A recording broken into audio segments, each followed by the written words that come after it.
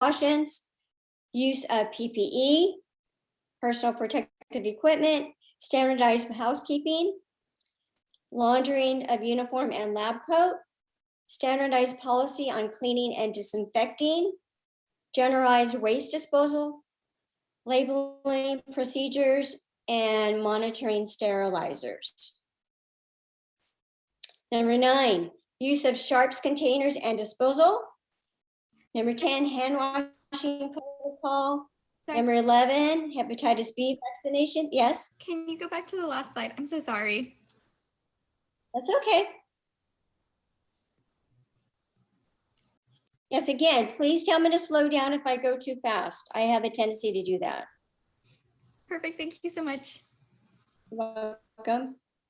All right, so number 12, post-exposure evaluation and medical follow-up. Again, the plan should be reviewed and updated annually. A copy must be available to all employees. Typically, it's kept in a binder, and it should be reviewed annually. And if there's any updates, we need to go ahead and make sure we update it and just make sure we keep it up to date at all times.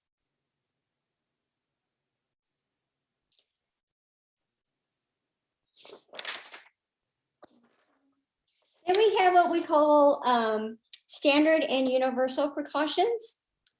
What do they mean? So the universal precautions refers to OSHA's bloodborne pathogen standard.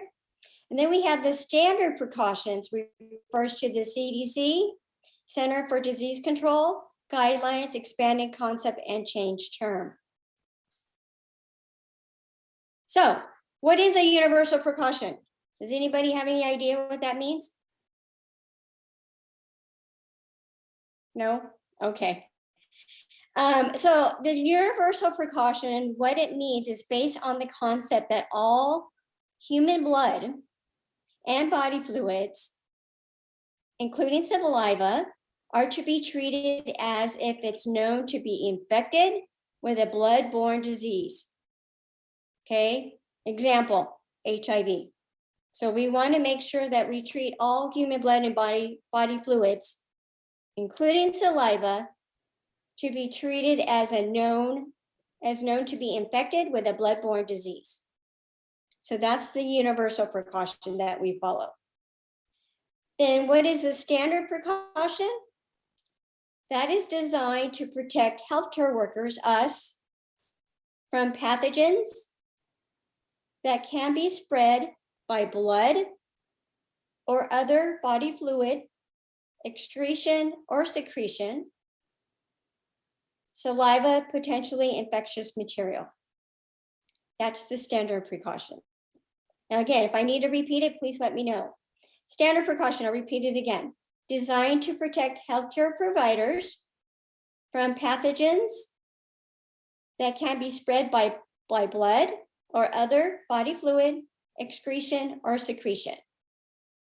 Saliva, potentially infectious material. That's an example. Okay, so those are our precautions that are under the bloodborne pathogen standard.